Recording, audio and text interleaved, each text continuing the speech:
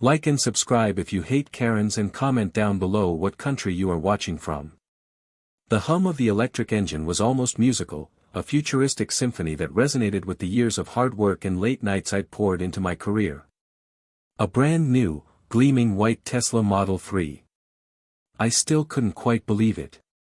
Growing up, cars were always just transportation, a means to an end. Luxury was something I only glimpsed in magazines or movies. But I'd hustled, climbed the ladder, and finally reached a point where I could treat myself to something I truly wanted.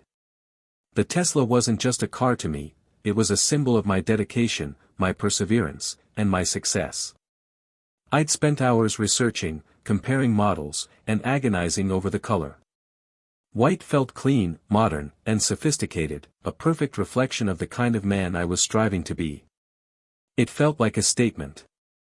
The first few days of ownership were a blur of exhilarating drives and meticulous care. I washed and waxed it religiously, marveling at the smooth lines and the futuristic interior. My friends and family were thrilled for me, sharing my excitement and showering the car with compliments. Even strangers would stop to admire it, asking about the range, the self-driving features, and the overall driving experience. It felt good, not in a boastful way, but in a way that validated the sacrifices I'd made to get here. I felt a sense of pride every morning when I walked out to the driveway and saw it sitting there, a beacon of my achievement. I even invested in security cameras, paranoid about anything happening to my prized possession, especially after hearing about petty theft in the area. It might have seemed excessive to some, but I wasn't taking any chances. This wasn't just a car, it was a part of me, a tangible representation of my journey. Little did I know, this dream was about to turn into a nightmare, orchestrated by the venomous jealousy of my neighbor, Karen Thomas. I'd always tried to avoid her, sensing her barely veiled hostility radiating off of her. I knew she harbored prejudices. Her sideways glances and muttered comments confirmed my suspicions. But I never expected her animosity to escalate to the level of utter absurdity I was about to experience. The first sign of trouble came on a sunny Saturday afternoon. I was meticulously detailing the Tesla, humming along to music streaming from my phone, completely absorbed in the task. I heard the slam of a car door and the distinct sound of heels clicking on the pavement. I glanced up and saw Karen marching towards me, her face contorted in a mask of displeasure. I braced myself, expecting another passive-aggressive comment about my landscaping or the volume of my music. What I got was far more shocking. "So, you think you're all high and mighty now, huh?" Karen spat, her voice dripping with venom. "Driving around in that fancy electric car, trying to show everyone up. Who do you think you are?" I was taken aback. I'd expected rudeness, but this was on a whole new level. "I'm sorry, Karen, I'm not sure I understand," I replied, trying to keep my voice even. "What's this about?" She scoffed, rolling her eyes dramatically. "Don't play dumb with me, Tim," she sneered, using my first name with an almost mocking emphasis. "Everyone knows you can't afford that thing. Probably got it through some shady means." My blood started to boil, but I forced myself to take a deep breath. I wasn't going to let her bait me into an argument. "I worked hard for this, Karen," I said calmly. "I saved up and bought it fair and square." That seemed to only fuel her rage. "Hard work? Please," she scoffed. "A person like you could never afford something like that honestly. Besides, I want that car." My confusion deepened. "I'm sorry, what?" I asked, thinking I must have misheard her. "You heard me," she said, her voice rising in pitch. "I want that Tesla, and you're going to sell it to me." I couldn't help but laugh, a short, incredulous sound. "Karen, that's ridiculous. It's my car. I'm not selling it."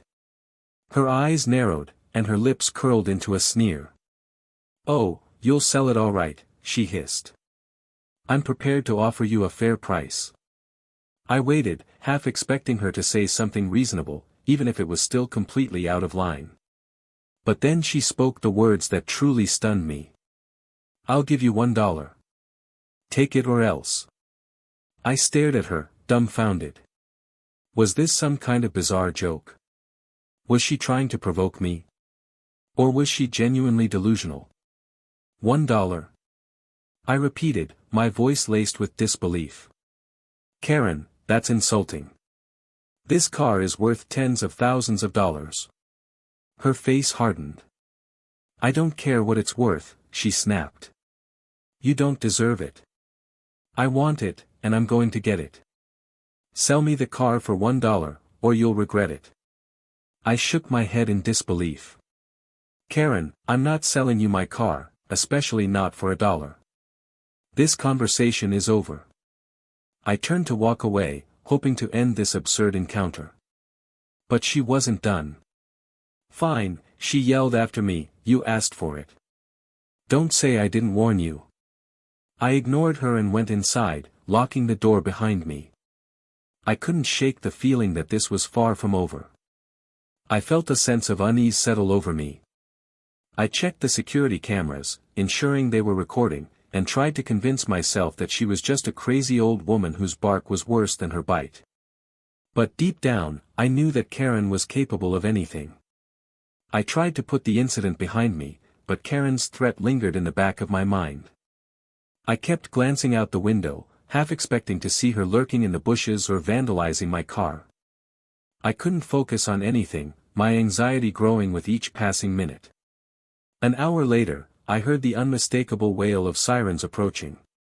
My heart leaped into my throat. Could it be related to Karen? I rushed to the window and peered out, seeing 2 police cruisers pull up in front of my house. My stomach dropped. This was really happening. I took a deep breath and walked outside, trying to appear calm and composed. As I stepped onto the porch, Karen emerged from her house, a smug look on her face. Officers, she cried, pointing at me dramatically, that man threatened me.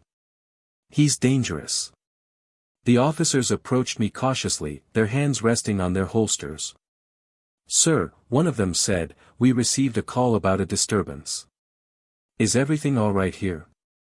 No, officer, it's not, I replied, trying to keep my voice steady. This woman, Karen, is my neighbor. She just tried to force me to sell her my car for $1, and when I refused, she threatened me and now she's calling the cops making false reports. Karen interrupted, her voice dripping with indignation. That's a lie. He's the one who threatened me. He said he would hurt me if I didn't leave him alone. I couldn't believe what I was hearing. She was twisting the truth so blatantly, so maliciously. Officer, that's not true, I insisted. She's making it all up. She's been harassing me ever since I bought this car. I have security cameras that recorded the whole incident, I can show you the footage. The officers exchanged glances. Ma'am, one of them said to Karen, we need to hear your side of the story. What exactly happened? Karen launched into a rambling, incoherent account of the events, exaggerating and distorting everything to paint herself as the victim. She claimed that I had flaunted my wealth in her face, that I had verbally abused her, and that I had even physically threatened her. It was a complete fabrication, a desperate attempt to manipulate the police into taking her side. The officers listened patiently, but I could see the skepticism on their faces. They clearly weren't buying her story. After Karen finished her rant, the officers turned to me. Sir, do you have any evidence to support your claims? Yes, officer, I replied. I have security cameras that recorded the entire conversation.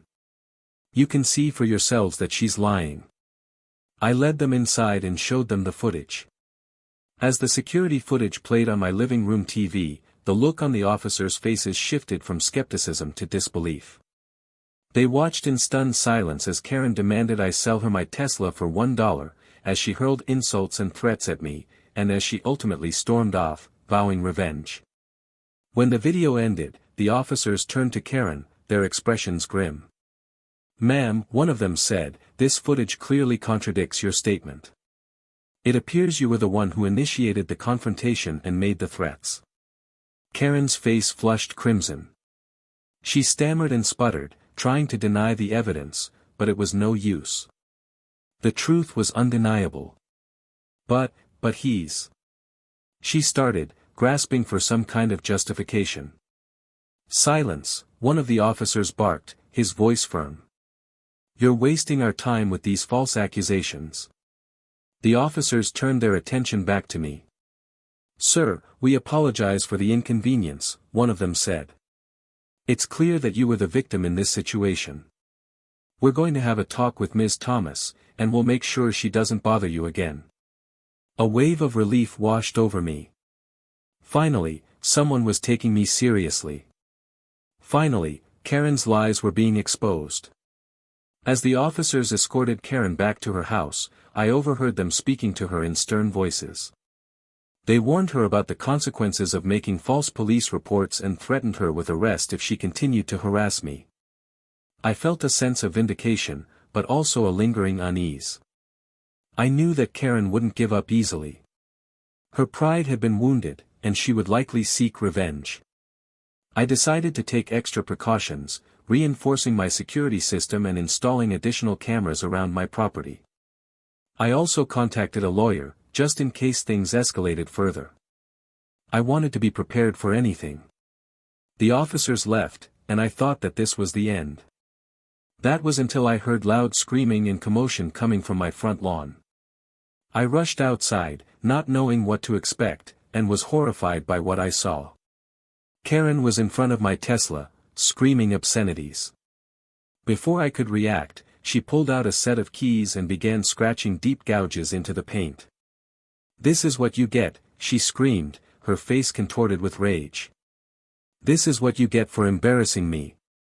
Rage, raw and primal, surged through me. I had never felt such intense anger before. This wasn't just about the car anymore, it was about the constant harassment, the false accusations, and the blatant racism. She had crossed a line. "Karen, stop it!" I yelled, running towards her. "What the hell do you think you're doing?" But she was beyond reason. Her eyes were wild, her movements erratic, and her face was twisted into a mask of pure hatred. She continued to key the Tesla with savage abandon, leaving a trail of deep scratches along the side panels. I tried to grab her arm, but she shoved me away with surprising force. I stumbled backward, nearly losing my balance. "Get away from me," she shrieked. "You don't deserve anything. You're nothing but a..." She launched into a tirade of racial slurs, words that cut through me like a knife. I froze, momentarily stunned by the venom in her voice. It was then that the officers, who had barely left the street, heard the commotion and came running back. They saw Karen vandalizing my car and me trying to stop her. "Ma'am, stop. Put down the keys," one of the officers shouted, drawing his taser. Karen ignored him and continued to attack my Tesla. The officer gave her one last warning, but she still refused to comply. With a heavy heart, he pulled the trigger. The taser made a loud crackling sound. Karen's body stiffened, her muscles spasming uncontrollably. She let out a piercing scream and collapsed to the ground, the keys clattering beside her. The officers rushed to her side, ensuring she was safe while simultaneously handcuffing her. "You're under arrest for vandalism, assault, and resisting arrest," one of them said, his voice devoid of emotion. As they hauled Karen away, she continued to rant and rave, spewing insults and threats. I watched in a daze, my body trembling with adrenaline. The entire incident had happened so quickly, it felt surreal. My beautiful Tesla was now marred with deep scratches, a permanent reminder of Karen's hatred. Life isn't a fairy tale, I know that, and there will always be people like Karen in the world, filled with hate and resentment. But by standing my ground, recording the incident, and bringing her to justice, I showed her that her beliefs had no place in society.